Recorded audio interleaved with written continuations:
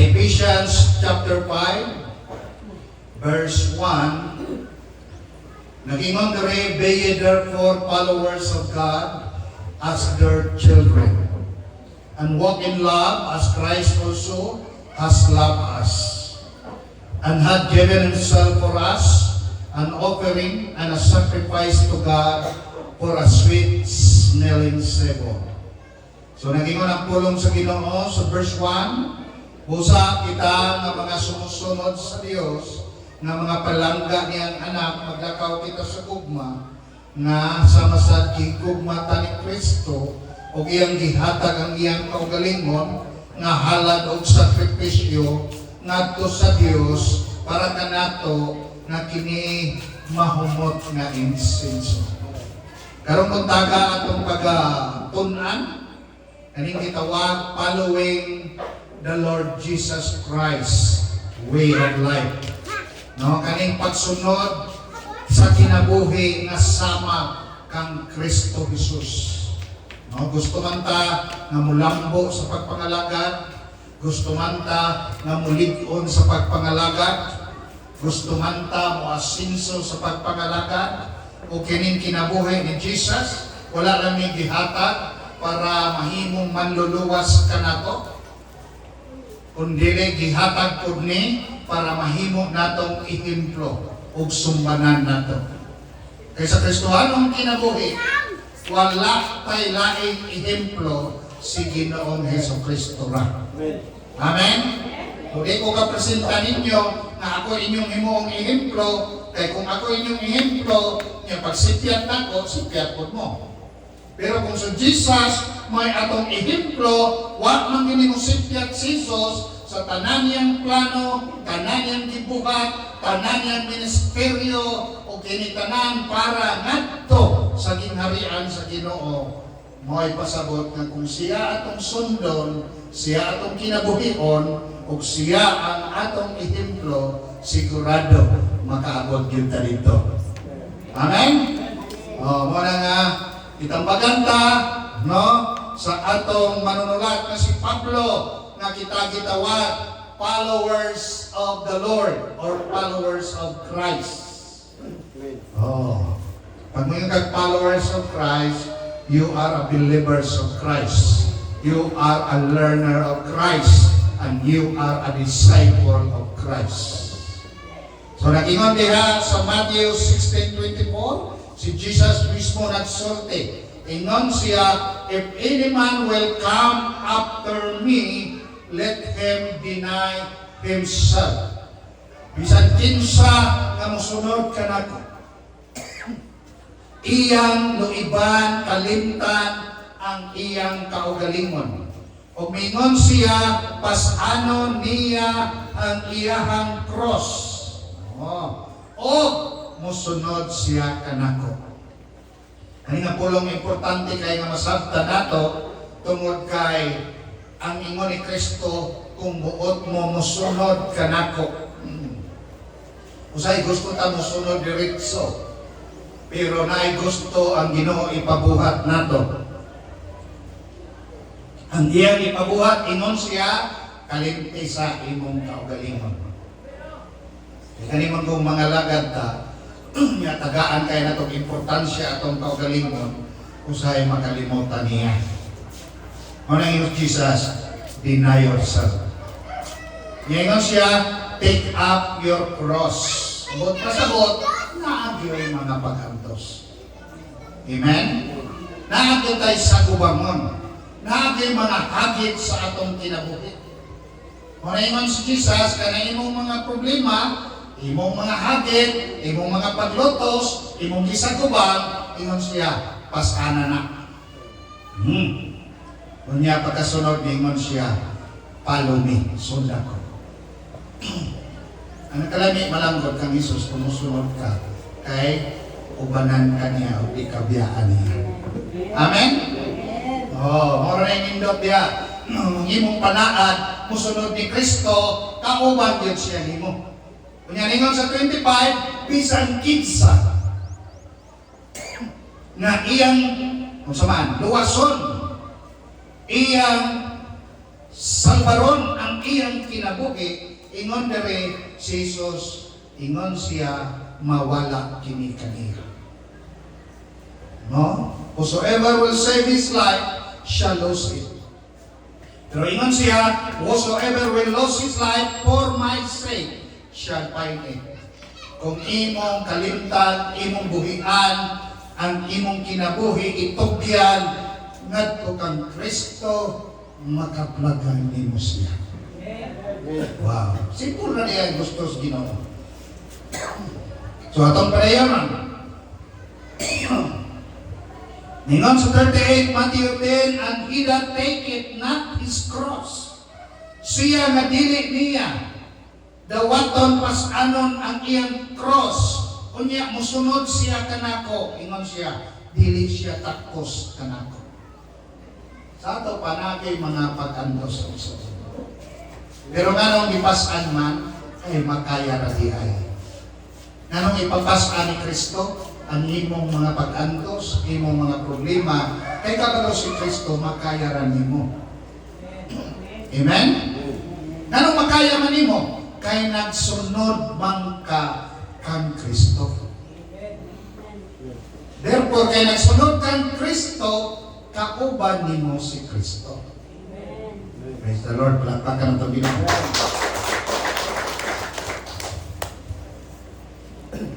Karon na itulo ka panghitabo sa kinabuhi ni Kristo nga akong ipaambit kaninyo. Kay musunod man tang Kristo. Ato ta sa Matthew chapter 4, verse 1. Ingon re, si Jesus gigiyahan sa balaang espiritu o may adto sa kamingawan aron tintalon sa yawa. Nangingon sa verse 2, og siya nagpuasa 40 ka adlaw, 40 ka gabi. Og pagkahuman gigutom siya. So una nga dalan nga giadtuan gisubayan ni Kristo kaning dalan sa kamingawan. The way to the wilderness. Mao unsa may iyang gihimo dito? Miadto siya kay gigiyahan siya sa balaang espiritu. O kini nga panghitabo, nahitabo ni human gibautismuhan siya ni Juan dito sa River Jordan, o pagkahuman ni diretso na siya dito sa kamingawan sa disyerto, o nagpuasa siya 40 ka adlaw, 40 ka gabi, kay gigiyahan man siya sa balaang espiritu. Kung nagingon ang pulong, pagkahuman, mibati siya kagutom. Normal, kung magpuasa ka, mubati yung kagutom. O niya sa verse 3, ingon niya, niabot ang maninintal nga mao ang yawa. Niadto-ngadto kaniya, og misulti.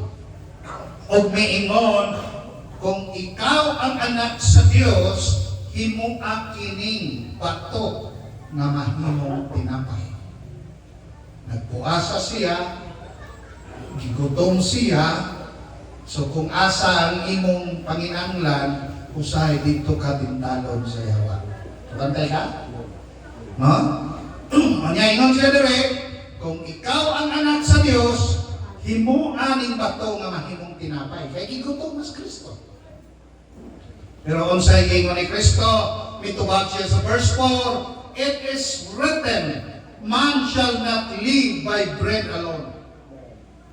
Ato raday pwede raday kaog tinapay. Pwede raday di masudlan ang tiyan. Kaya diingon man si Jesus, ang tao di mabuhi sa tinapay. Kabantay mo ay mga tao nga dugay na wa kakaon, buhi pa. Mga nadunggan kanang nalunod ang ilang bangka dito sa dagat, kunya niabot ng 30 dias sila galutaw-lutaw, way gikaon. Pero buhi pa.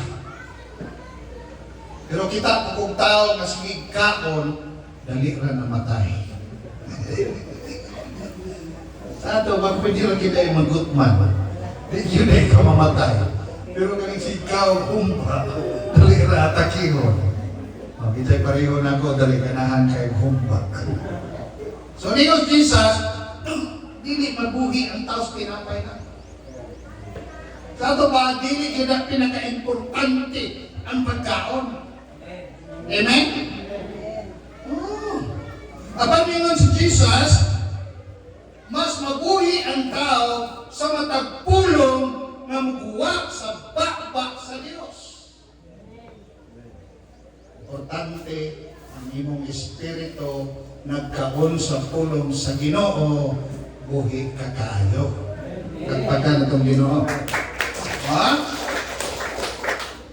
Naging kanunay sa Facebook, ang mga dato, dili katong daghang kwarta, na sakyanan, wapog cellphone, kundi katong tao nga nakaangkon sa atong buhi na Ginoo.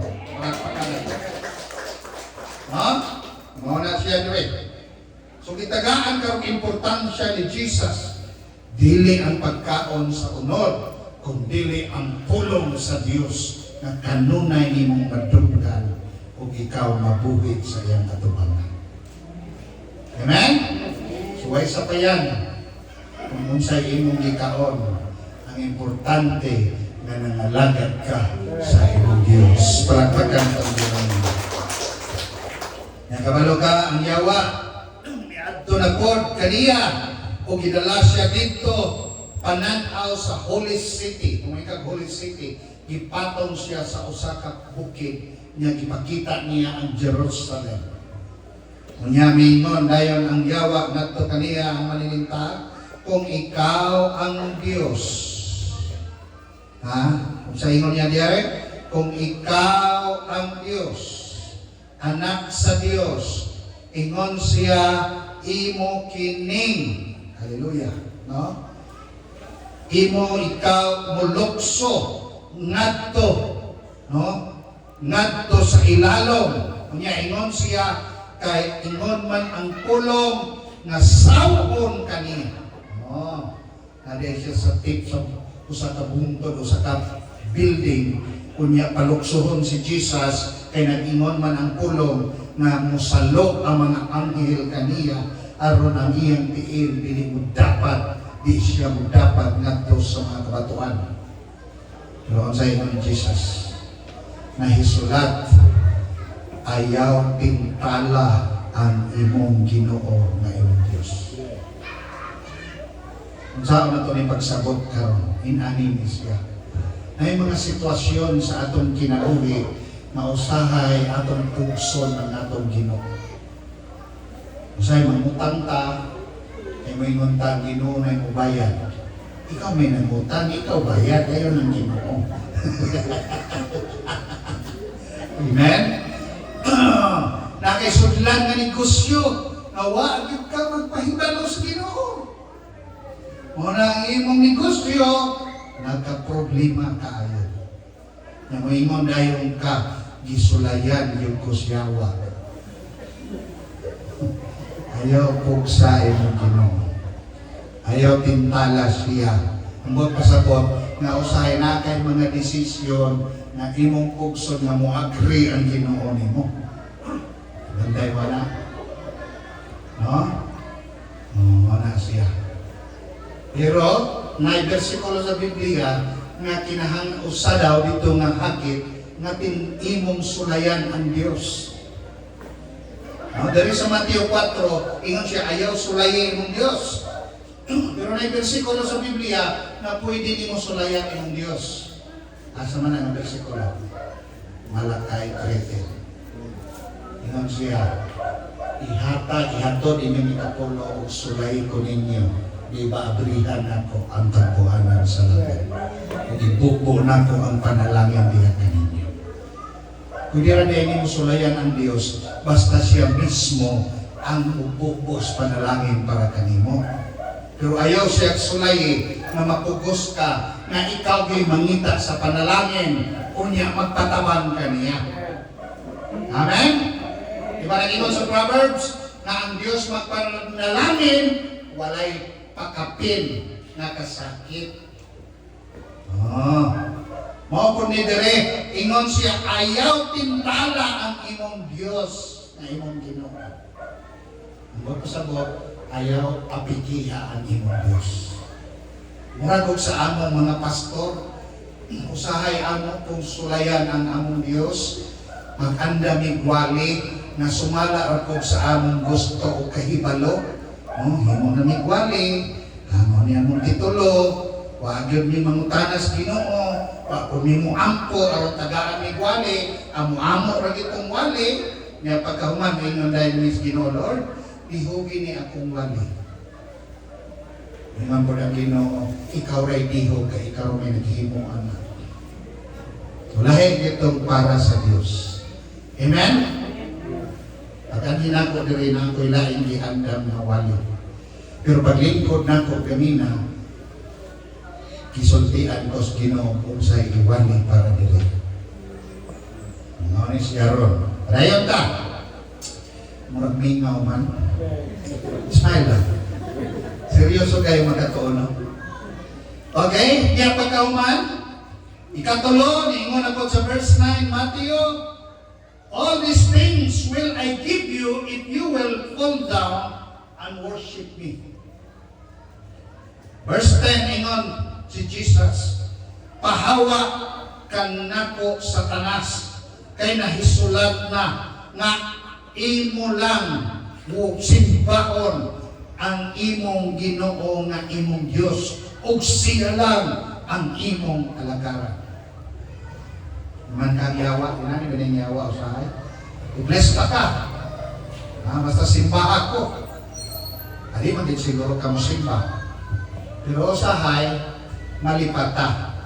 Pag na-bless na ta, magkalimot na tagsimba. Usahay, kaya ang tricks, no? Muna bantayan na to. Unsay ingon ni Jesus, pahawa Satanas, na isulat na, wala tay laing simbahon ang ato lamang Ginoo Dios ug siya lamang ang atong alagaran. Igsoon wala ka gi-bless sa Ginoo kay nisimba ka. Kay kasagaran nato gising gi-bless ta daan mo nang nakasimba ta. Di ba? Kanang ingon ni Pablo sa Romans, ang imong pagkamaayo o Dios mao'y nakapahinulsol na ako. So wata maghinulsol, aron ang Dios mahimong maayo nato. Kundili, maayo din siya nato, ug nakita nato ang iyang pagkamaayo, muna nakahinulsol ta. Amen? Palagpakan na itong Ginoo. O diya si Pedro sa Luke chapter 5, samtang naa dito sa Gaplin sa Genesaret, no? Lake sa Genesaret, dito, na diin na maling siya dito niya, wa siya kuha ng gabi una. Niabot si Jesus, mingon nga, Simon, gamiton ta na imong baroto, mupatong ko o niya, iadto sa unahan kay magwali ko sa mga tao. Gihimo ni Simon Peter. Kung pagkahuman nagwali si Jesus, paghuman niya gwali, mingon si Jesus kang Pedro, Pedro, adto ta sa unahan kay itaktak nato ang imong bukod. O iyang gitaktak ang bukod niya, o nag-ingon ang Biblia, paghuman nila tiras bukod, 13 daghanan nilang mga isda.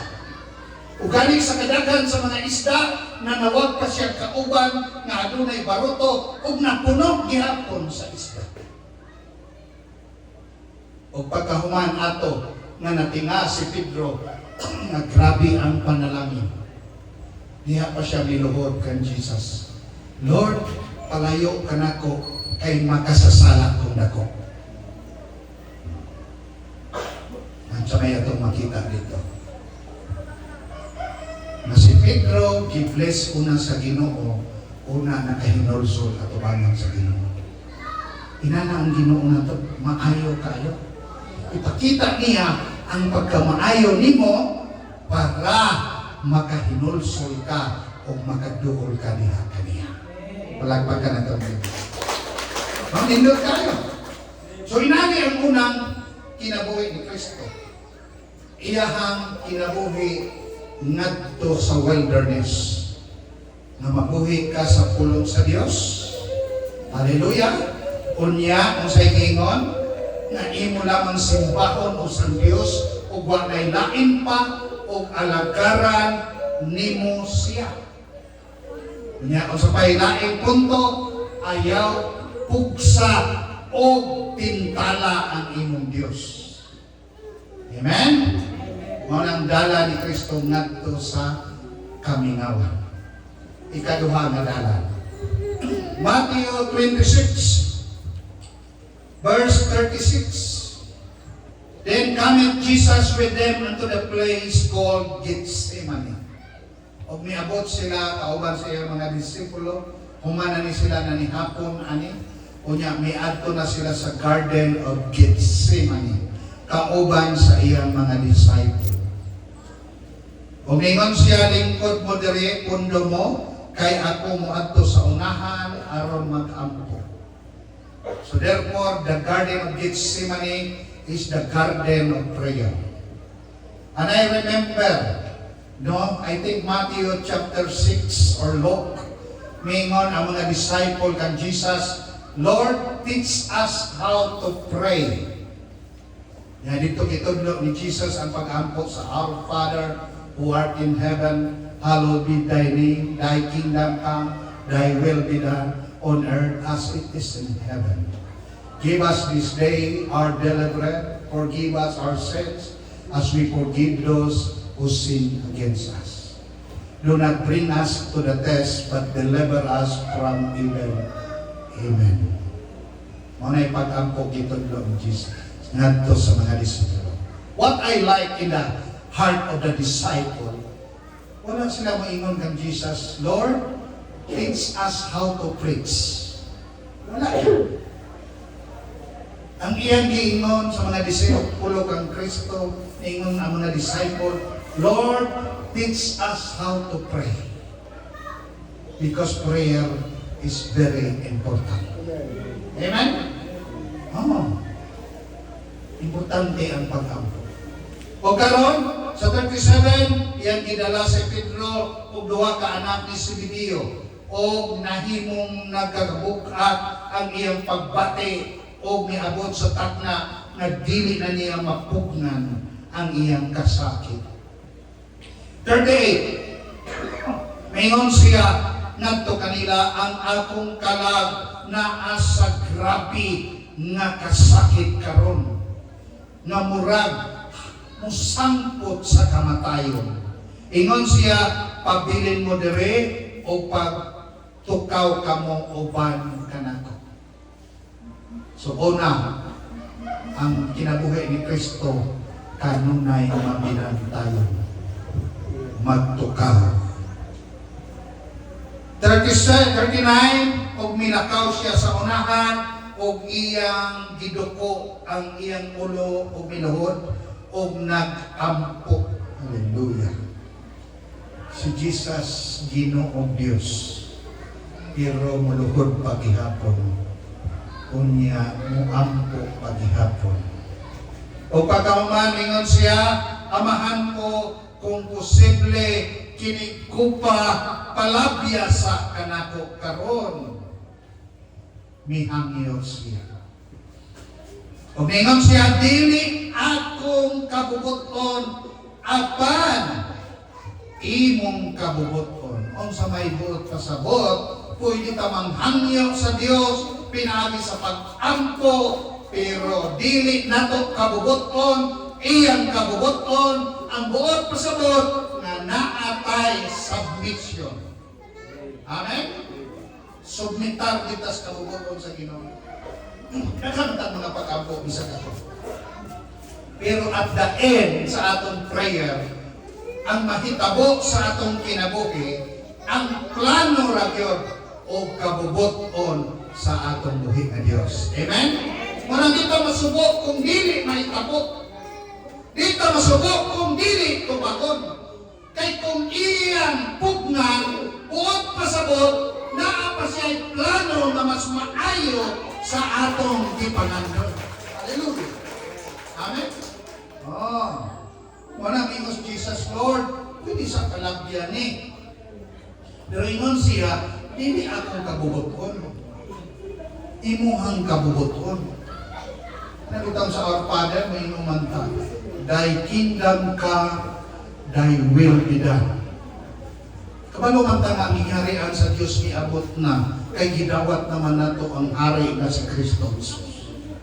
Therefore, kung si Kristo na ang nagpuyo nato, mo na atong pagkampo. Ang imong ginghalian ni abot naman, ang imong kabubuton mao'y matuman. Mao na kung naatay mga pangandoy, naatay mga panginabuhi, naatay mga gihimo, mga plano, para himua. Pero sa unahan, iya gihapong plano ang matuman sa atong kinabuhi. Palagpakan na kami.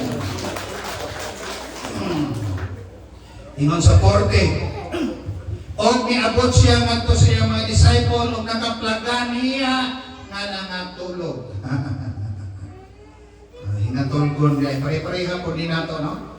Kundi taganahan sa wali mga tuta, no? Kaning iyang mga disipulo kay katulog man nangatugod sila. Kunya ingon siya nga tumang Pedro, ngano man gyud nga di man mo katukaw. No, bisa usa lang ka oras. Kabalo mo igsoon basta prayer. Kanang isa ka oras ako mo amin gyud ko. Taas na kayo na. No? Oh, magaling sa simbahan, mas daghan ang muadtog Domingo Sunday service kaysa prayer meeting. Kay tagsaray tao nga naigasa yun ng prayer. Ako mag-angkon ko, di ko maulaw. Muampo ko, pero hindi ko igasa. Kabantay mo anang inampuan, Lord, you know what I mean. Amen. Wala. Dala na ng tanan, mupura kaya. No? Wala ito ingon itong sa kapasko. Tayo, sa may atong buhaton, ano tayo? Na matag Domingo, dagang tao, niya sa prayer meeting, gamay ra.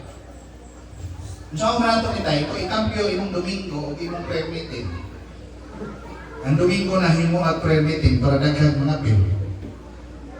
Pero kabalo may igsoon, bisag ang mga disipulo, hinatulgo. Isa, amin-amin lang. Nagi makatulog no, kita no. Makatulog kita no. Hindi mga disipulo po deta, kaya nangatog po ng mga disipulo.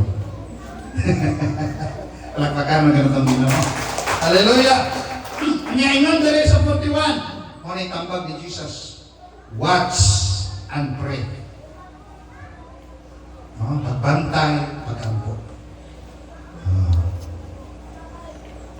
Ingon tong akong kauban. Kung saan mo na ito nitay nga mawala ng kaning mga marites.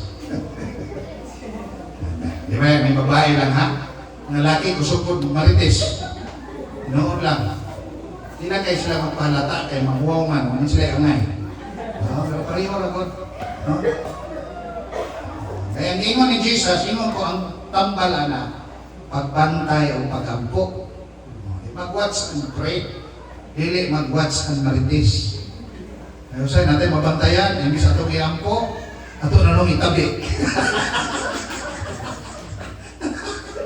That is reality. Di ba? Isa ka disipulo ni Jesus, kismuso. Ang nanay mga marites kaniyang to pa, karoon lang ng ipanganlan. Matthew 16, di ba ningos Jesus? Nangutana siya mga palibot, kung sa may ikasulti ninyo, na gisulti sa mga tao na itungod nako. Di ba? Ingon siya? Kunya ingon ba, ikaw daw si Elias, ikaw daw si Jeremias. Usa daw kakapropita. O di ba? Ganun ang paano na Jesus, kung sa may ilang inyong nadunggan na ginasulti nila diri kanako, sa ato pas Jesus kabalo, na yung mga marites sa una. Walang paghanli anak. Katabang maya ko yung marites. Di ba? Eh kung naimang libak ni mo, ay balaan mo kay marites paniya ni mo. Kalagpagkan na ito Ginoo. Salamat sa mga marites. Si Jesus, atong yung marites sa uban, naroon maluwas sila.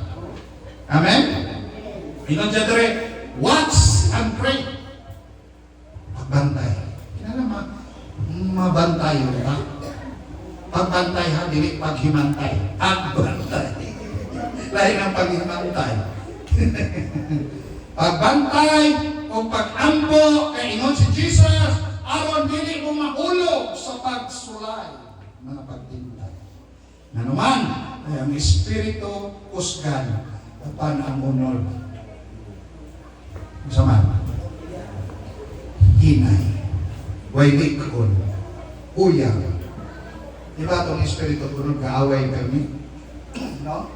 Karang Domingo, mag-away din ang kami.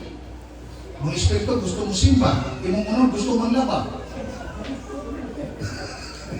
Unang utay, gamay rin magkaabot, na midao kang manglaba. Hallelujah. Kung na yung Jesus, watch and pray.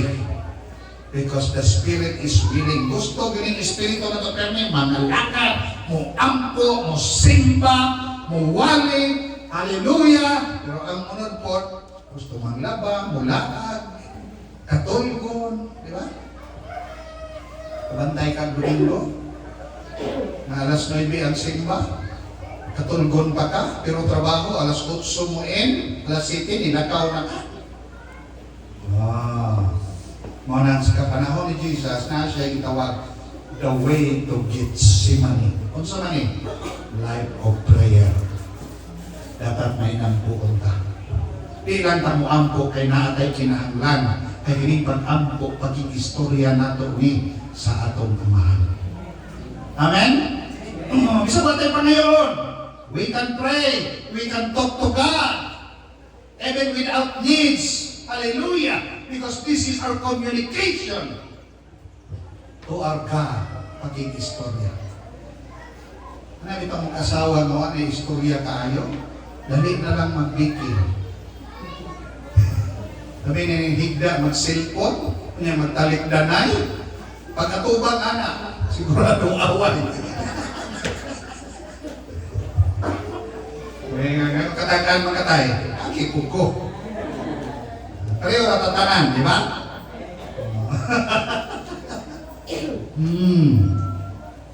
Hallelujah.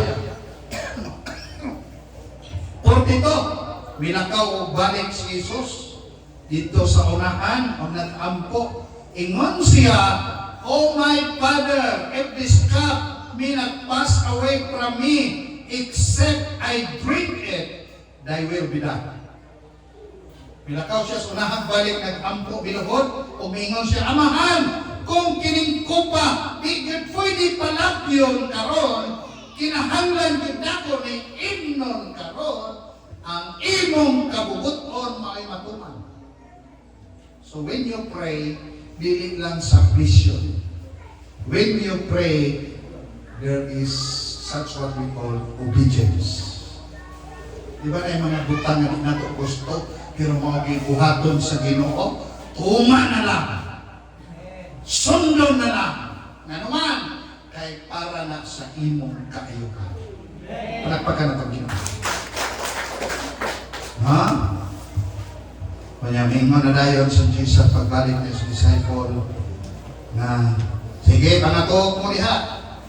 Pamahulay mo, kay niabot na ang tak na ang anak sa tao, luibanay." Kinsay mo luib? Si Judas. Anong kinahanglan ay prayer? Because prayer can protect you from any betrayal. Anong gimuluib na to? Di man na to siguro nga tanatong kaubanan okay na to. Nagigili okay na to. So nailuib? Manang kinahanglan ang pag-ampo. If there is a betrayal, it don't need an answer, but it needs a prayer. Unay hingo ni Jesus. Diba? Sa diha, betray siya ni Judas, katong nanihapon sila. Alirong sila. Pagkahuman, ingon dayon nga nay usan ang ninyo diri nga muluib na ko. Kunya ningon siya, "Kinsa man Lord?"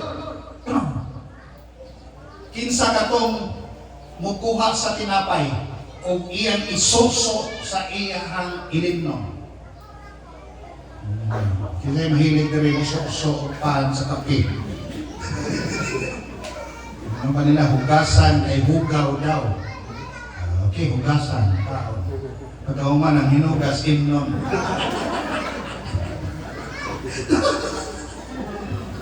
Pero nga ito ilang Jesus, ito kape. Isuso niya, matagnaan na si Judas. Nasuko ba Jesus kang mudas? Wala. Kabalo, ikaw kabalo ka muna yung nagluib nimo. Di ka makulatahan nimo. Pero Jesus doon siya yung ingon. Kung sa imong gihuna-huna, buhata dayon. Kabalo mo igsoon, naagay mga tao na musakit nato. Naagay mga tao na muluib nato. Ug wa tay mahimo, dawaton nato aron matuman ang plano sa Dios nato. Palakpakan natong Ginoo. Amen? Yes! Ako kadaghan ako nakaagi, daghang nagluib na ako. Pero sa dihang luiban ka, pagkahuman, di mo ka panalanginan niya. Palakpakan natong Ginoo. So una, way to the wilderness. Second, the way to Gethsemane. Karon, the third, Matthew 27:28. Nagingon kami sa 28 og iyang gigisi ang ilang sinina o gitagaan siya, gipasulob siya, gitawag og scarlet robe.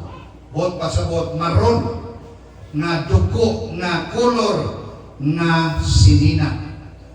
Unya pagkahuman 31, iya silang gibugal-bugalan o iyang gigisi, gihubo ang iya ang saplot o iya kining gibutang siyang kaugalingon o gidala siya o gilansang sa cross.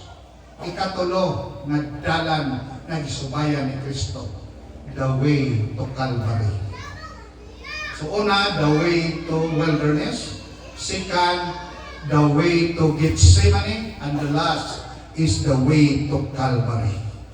Kung sa'y ilang gibuhat dito, sa dihang ni abot 33, abot na sila sa lugar na gitawag Golgotha. Golgotha, nga buot pasabot lugar sa mga kalabira. Kay kaning Golgotha, dito pamatyo ng mga makasasala, dito hukman, ibitay, ilansang, hantod, makalabira sila. Mo nang gitawag og lugar sa kalabira. O gitagaan siya og binikar, kauban sa abdo, nga gisakol, og sa dihang miinom si Jesus, dili niya kaya inon kining tanan. Unya pagkahuman 37, gibutangan siya og sinyalis sa ulo, nga gingon, mauni kani, ang hari sa mga Hudiyo. Nanawara? Si Jesus gilansang sa cross o waray reklamo. Wala siya mo reklamo. Nanuman, kaya iyang pagkanhi sa yuta, basta matungan ang kabubuton sa iyang amahan na maluwas ang tanang mga. So kanyang pagpangalaga, di lang lami-permi, naagil kasakit, walay problema, naakas kalami, naakas kasakit, basta kabubuton sa Ginoo. Di na magsakit tungod kay nisupat tas kabubuton sa Ginoo. Si Jesus, nasakit siya kay mituman siya sa plano sa Dios kaniya. Amen? So, muna makaingon si Apostle Paul, rejoice, paglipay, kung gisakit ka. Kay sa pagsunod ni Kristo, makaambit yun ka o kasakit. O gani si Kristo, wala ningon siya dito siya mga disipulo, that if you will not suffer with me, you have no part with me. Na kung di ka kaduyog nako sa mga kasakit, wala kay bahin nako. Palakpakan ang ginawa. Usay ato ba ingon, kung nasakit na ta, gisilutan ta. Di naman. Na yung mga kasakit na atong naangkon na walay rason. Pero ganun gisakit ta, kay bahin ta niya na mausa ng Jesus. Hallelujah. Diba naman si Paul sa Philippians chapter 3 verse 10, ingon siya, ang akong pangandoy na makailako kaniya, makatagamtam ko sa gahom sa iyang pagkabanhaw, o makikambit ko sa iyahang mga kasakit o pagsulay. Bisan pa musangkot kiningadto sa kamatayon. Amen? Pero ang atong kasakit, kumpara sa kasakit ni Jesus, gamay ragin kayo. Di ba? O, libag-libakon naman ta. Saway-sawayon naman ta. Gamay ra kayo. No? Pero sa'yo, grabing kaya kayo na to, anak. Si Jesus, gilansang, wag niya ipabarangay kung lansang niya. Kita itabi lang tayo, ipabarangay rin na to. Mga nanginon si Jesus, kung di mo kabalo mo sakit o ako, wala mo'y bahin ako. So, enjoy ang kasakit. Ingon diya sa James chapter 1, na magmalipayon kamo nga mga magtotoo, sumusunod ni Kristo, na kung makaagi kamo o mga pagsulay. Kaya ang inyong pagsulay, makapalikon sa inyong pagtuo. Kung ang pagsulay sa inyong pagtuo, tudluan mo mula hutay sa pagpangalaga diha sa Ginoo. Amen? Kung kini mga pagsulay, sa unahan ani, panalangin kanunay. Lakpakan na Ginoo. Insay gusto kong panalangin? Gusto kong panalangin? Magampo mo nga na pagsulay. Ingot Biblia. Hallelujah. Pero sa dihan anay pagsulay, kay kauban na ni Mas Kristo, pisay na ay pagsulay, na ay kalipay. Kalakpakan ng Ginoo. Oh, katubitang natas kalibutan. Naghatag pagsulay, way kalipay. Ano mo reklamo? Karon noon na tagang Kristo, na pagsulay, na as Kristo, na panalangin, na kalipay, ay hindi na mo reklamo. May amen. Ako lang mo, ikaw lang tayo. Kamu po. Hallelujah. No? On the cross, kung sa'yo na ito, sa kadaghang ng dawat ni Kristo na kasakit, ikulata, gidungga, no, giluwaan, gipakaulawan, ipapasas sa cross, nasukamo, gibangon, gidala ngadto sa Kalbaryo, dito gilansang, kunya ang lansang perting dakuha, gidungga pangkilid, nabuslot, hangtod, namatay siya. Pero wakil siya kalimot, una siya namatay. Ingon siya, Father, forgive them, for they do not know what they are doing. Wow. Kung hinana rin ay, no? Kadaghang sakit na to, niya, mo to diyan to ni sulti, Lord, pasayluha sila. Kaya wa sila masayod sa ilang gibuhat. Kanina ay mapasayloon ng kapatong tagkalina. That's why, choose to forgive. Not for the other person, no, but for yourselves to have peace with God. No, may man nagdaot nimo, nagsakit nimo, nagmalay nimo, nagslander nimo, forgive them. Not for them, but for yourselves na di ka makulong sa espiritu sa kayugot, makabaton kag kagawasan ug magmalinawon imong kinabuhi. Palakpakan niyo. Kasakti sila na sila mag-uyo sa kasakit o pagdumot. Nagay ko'y po sa Facebook, ining tao nga sige dumot, ang naong kanunay mukot. Kaya ang tao nga kusog mo dumot, kanawang naong gamukot. Di tayo kayo malipayon, gawas nun. Amen? Nung itong imong nasakitan na Lord, ako na ito silang pasaylo. What for? Di man takakwarta o magdumot. Magkabato ng tagkalinaw. Kung makuritag maayos Ginoo, i-bless noon tag maayos sa Ginoo. Hallelujah. Last verse. Ingon si Paul, mo ni atong kinahanglan, Galatians 2:20. Ingon si Paul, I am crucified with Christ. Dito dahil sa cross, according to Colossians chapter 2, gilansang po tauban ni Kristo. Ang Galatians 1:20, gilansang si Kristo, gilansang po talento. Ingon si Paul, I live, nevertheless, I live, yet not I. Kinalansang uban man ang Kristo, kaning nagkinabuhi karong dili na ni ako.